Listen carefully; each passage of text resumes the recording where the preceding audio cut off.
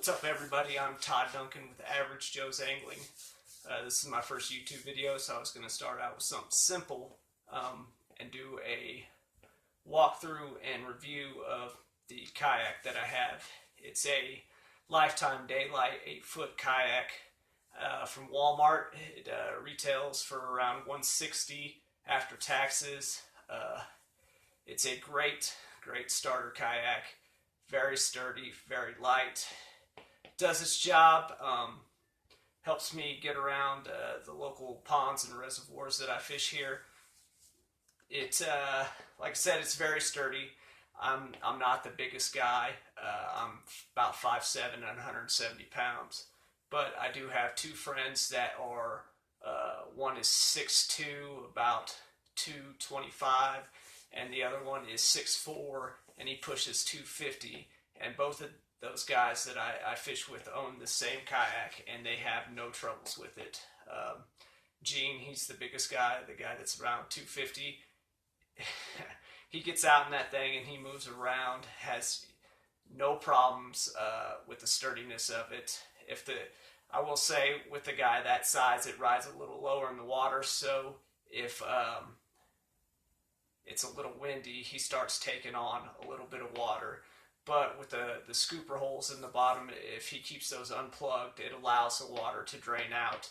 So he has yet to sink it or flip it in the many times that we've taken him out. Like I said, it's a very sturdy kayak. I have not tried standing up to fish in it yet, but I do. I'm able to turn sideways, hang my legs over the side, so I can fish a little bit more upright with it. No problems whatsoever. It doesn't even feel like it starts to tip. I can anchor one side and sit sideways perfectly easy, or if I just want to float without an anchor, I can sit sideways on it with my legs hanging over one side with no worries of it tipping whatsoever. It is a great starter kayak for the price. Like I said, I picked it up at Walmart, $160 after taxes, barely even put a dent in the bank account. It's a perfect way if you want to get more mobile on the water instead of sitting on the bank, walking the edge, so it gets you out to some of those points and humps that you wouldn't be able to get to otherwise. So, like I said, for the price, I would give it like a 5 out of 5. Really, it's that good for the price. Track straight. It runs real true in the water with the paddle, and it comes with the paddle too, so you don't have to worry about that extra expensive with like the Sun Dolphins. I know a lot of the Sun Dolphins, they don't come with a paddle, so this does also come with the paddle, so that's an extra expense you don't have to worry about. So with that being said, let me take you through the kayak itself. Here it is. It's 8 foot. I think it's rated for like 230 some pounds, but like I said, I have a friend who's well over that, and he sits in it no problem. So we'll start with the basics that every kayaker has, is the milk crate.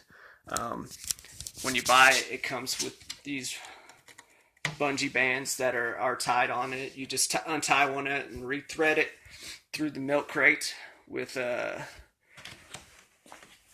these bungees running through the inside of it to hold your tackle boxes in. Like I said, I have 4 small ones and a larger one with some space in there that I usually put, my water or snacks in, or if you choose to put any other tackle in there. The rod holders are your basic PVC pipe zip tied to the side of the milk crate. I have 4 of them in places that I chose and prefer the rod holders in. Like I said, you can place yours wherever you feel like it. Alright, up here I have a kid's neoprene life jacket that I've zip tied to the edge of the seat to hold it in place. It's a pad for for your rear end so it doesn't get too sore when you're out on the water all day.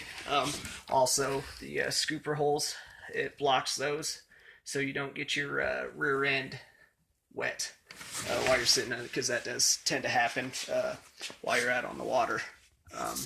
I have this aftermarket rod holder that I installed. I got it zip tied through the holes. My intention was to use rivets, but the rivets that I owned weren't long enough, and I couldn't find any that were at any of the local hardware stores.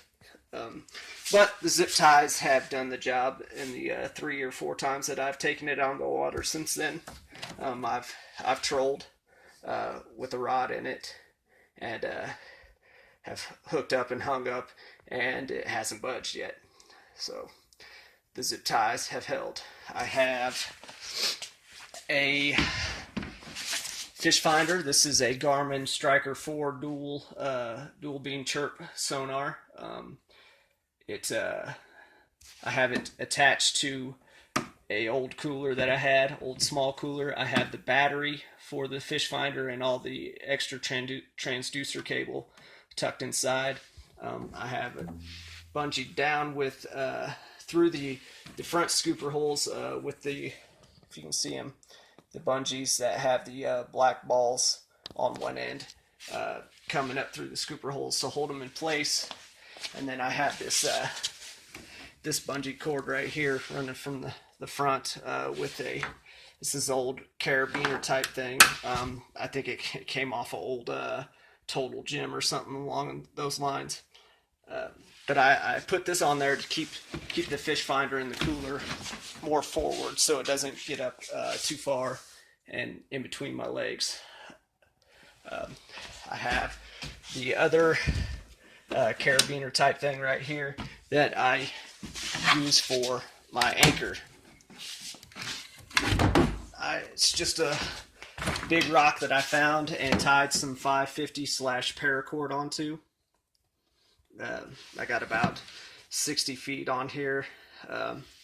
Drop the anchor down, and then once it stops, I wrap the paracord through the carabiner to hold it in place and sit it tight, and it's worked out perfect for me. Keeps me in place. I've yet to be dragged. This right here, this extra bungee that I've put on here, that's actually, it doesn't come with paddle clips to hold your paddle in place. So while you're fishing or anchored, and you don't want the paddle in your lap, I kind of slip it through this bungee cord to hold it in place so it doesn't float away while you're fishing, because that's the last thing you need is your paddle to go bye-bye. And then, yeah, basically all these extra eye loops to hook stuff on. I got a stringer right here hooked up to one, and I got another one of those bungee cords